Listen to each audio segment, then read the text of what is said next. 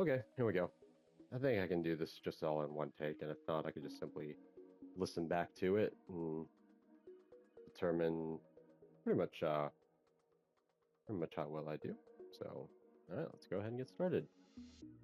Hello, proxies. Brew here.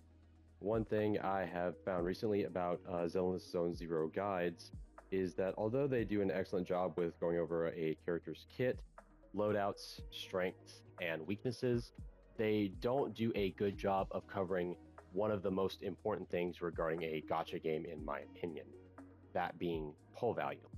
So today we will be taking a look at 2.8's pull value to determine if it is worth spending your tapes on. Short answer, no. No, not at all. Okay, that's it. You can click off the video. Bye. But this patch's value is really not worth it for the most part. Instead, I would recommend saving your V-Bucks for 3.0 and grabbing Promia and Silly on their reruns if you want them that bad. But let me give you some solid advice when it comes to gacha games as as a guy who's been in there for a long time, you know what I'm saying? Don't pull for a character simply because they are your waifu or your husbando or something like that, or you think they're just the coolest character and everything else of the sort. Obviously, there will be like those pulls of like, God, I gotta have that character, but fighting that urge can definitely help you in the long term. And I would say that, trust me, fighting that urge and getting characters you need instead of characters you want will genuinely allow you to enjoy the game much, much better. Pulling a character for the value they provide to your account is what's best. Characters fall off, they get power crept, and ultimately outclassed by future characters, especially in gacha games. So understanding a character's longevity and value for you is absolutely crucial.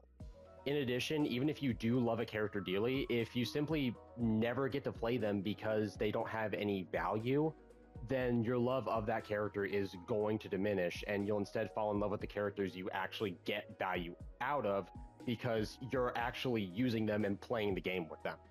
Now, with that out of the way, let's go ahead and get started with talking about the only character noteworthy this patch, and that's Promia. Promia is this game's first true ice anomaly agent, and she is a solid entry. However, she really does have some key weaknesses to cover in regards to pull value, and one of the most obvious simply being, why pull her when you can just simply wait for a Miyabi rerun? But Promia actually does have a few distinguishing characteristics from her Void Hunter counterpart, namely that she can trigger a bloom. With regard to pull value, there are few, if any, fights where she's best at the moment. The only notable at the moment being Phaethon of the Scorched Horizon, and going into 3.0, I'm sure there will be more fights where Promia does stand out. However, with 3.0 being right around the corner, it's more than likely that future characters can accomplish what she does, along with being more useful in other scenarios. Promia does have a niche, but other characters can accomplish not only that niche, but can also do more than what she can. So with the simple summary out of the way, let's just go ahead and get into whether you should pull this character or not. You should pull for Promia if you need an ice anomaly agent, or just more anomaly agents, period. I actually myself pulled her because if you look at my account, look at my anomaly agents, dog. Look at my anomaly agents, dog. I ain't got nothing. Okay. We have no idea if Miyabi is truly getting reran anytime soon. Yes, that new skin did get released for her, but banking on a rerun isn't always the best idea. And I think Haramusa fans they can attest to that. I'm with you guys. I'm with you, Haramusa fans. I love him. I've played his agent story, and I want him too, man. I think he's an awesome character. But this is Miyabi we are talking about. She's probably going to get reran eventually, and she is a Void Hunter, but we don't know when. It could be months, could be years, could be never. So getting an ice anomaly agent now when you're not sure when you may ever get one again is not exactly the worst decision to make. Pull for Promia if you need someone who can trigger a bloom or support it further. This is, since it is unlikely we will get a Vivian rerun anytime soon, and Aria's is still a couple months away from her rerun due to the fact that she released in March of this year, it may be some time before you can get your hands on an agent capable of proccing a bloom. Plus, you can get Aria later and have both Promia and Aria together, and Promia can be an excellent supporting agent for Aria. Pull for Promia if you want a low investment agent.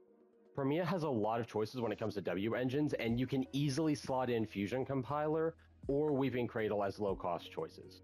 In addition, her mindscapes are not that great, save her M1 and M6, meaning that you really shouldn't invest into her past her M1. This makes her a good low-budget agent to help bolster your roster and fit into your comps as a potentially supporting role, thanks to her ability to proc a bloom. Moving forward, pull for Promia if you also plan on making future anomaly investments, such as Nang Guangyu, Valina, and Aria. These characters can certainly benefit from Promia and what she brings to the table. It seems that with 3.0, we are moving away from Rupture agents and moving more towards anomaly-based characters straight out of the gate. In addition, future reruns also favor anomaly characters because the Angels of Delusions are rerunning, for example. So investing in anomaly now is a good idea if you want to go all in for anomaly going into 3.0. That being said, there are some pretty good reasons why you shouldn't pull for Promia as well. And just to go ahead and cut it off, I think the bad outweighs the good. Don't pull for Promia if you plan on saving for Miyabi and Aria reruns. Both Miyabi and Aria are stronger characters than Promia. I know I just said that she's a solid anomaly investment, and she is, but she is not the tier 0 powerhouse that Miyabi and Aria are. If you want to save for the absolute best anomaly agents, then don't throw Promia and be patient. Promia is a solid anomaly agent, just not the best in the game. Plus 2, Valina is going to come out in 3.0. She may very well be one of the first or second, she may be the first or second character that does come out. So skipping Promia specifically for Valina might be a very, very intelligent decision. And I'm going to go out on a limb and say that that's probably the intelligent decision to make. Plus 2, there's always Promia's rerun.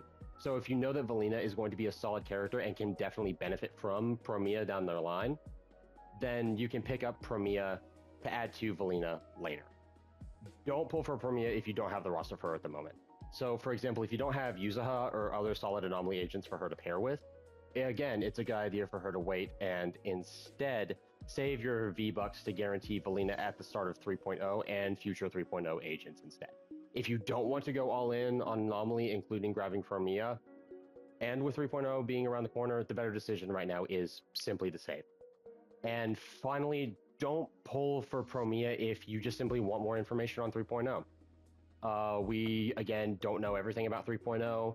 3.0 could very well change the entire game and make Promia useless the very second she gets dropped. She could have like a Banyue situation of where she just becomes immediately useless, or is useless on her own release, which that would be terrible, but it can happen. I would just say be patient, wait for her rerun. In my honest opinion, just play it safe this patch. Farm your polychromes and get ready for 3.0 instead of spending anything on Promia. I don't think her pull value, based off of what she provides versus what other characters can get you, is inherently worth getting her. She's a strong character and definitely has a place in the game right now, but I think that she'll very quickly be replaced by other characters rerunning and other characters being released in 3.0. Now, let's get on and talk about everybody else. Honestly, just skip everybody. just skip them all. Get them all out of here. Get everyone out. Lucia is a skip right now due to the fact that we are moving away from Rupture agents. We just got reruns for all the notable Rupture agents, such as Shiffle, and my girl Yidhari. We know that they're not going to get reran anytime soon, and Pan is a good enough character to get you by for the moment, should you truly need a dedicated Rupture support agent. Plus, if 3.0 introduces more Rupture agents, they will most definitely make supporting agents for them as well, which may even be a better fit than Lucia. And I know what you're thinking, but she can potentially pair with S-Rank Billy, so what about that? But Silly is also a skip. Unfortunately, there really isn't anything that he can do that you shouldn't just be throwing Yesheng Guang at as well, and her rerun will eventually come as well. I would recommend skipping Silly, as there really isn't any true need or like true niche that only he can fill, instead of just simply running Yesheng Guang or a different Rupture agent. And his animations are cool, don't get me wrong. Bite gameplay definitely reminds me of Dante from Devil May Cry 5, but if you never really use him instead of another agent, then what's the point of spending all of your polychromes on him, regardless of how absolutely cool of a character he is? And don't get me wrong, he is absolutely baller. He definitely got the upgrade he deserves. And finally, we can cover Orphe and Magus, and again, they are also a skip.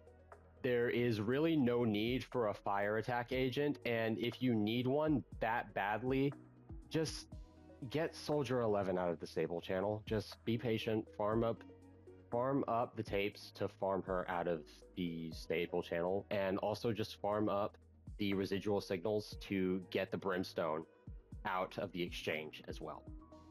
Also, and I'm gonna butcher his name, so forgive me, with Pyros coming out soon, there really isn't a need to add Maggie and Orphis. I said Maggie and Orphis, oh my god. Orphe and Magus to your roster. There's really no need. Overall, Promia is the only noteworthy character in this patch, and even then, I would recommend skipping her as well. 3.0 is way too important to not go ahead and save up for. In addition, you can get Silly and Promia on their reruns if you absolutely have to get them. They fill some absolutely crazy team comp later down the line. They can get reran. So I would definitely say that this patch is a total skip patch. And TBH, to be quite H, thank Christ. Because we have had so many just unskippable banners back to back recently, so having an actual breather for once has truly been nice. That's pretty much all I've got to say on this. The pull value for all the characters is just not worth it compared to reruns and new releases later down the line. These characters will not do anything for your account that is worth potentially spending any of your polychromes on. That being said, thanks for watching, and God bless.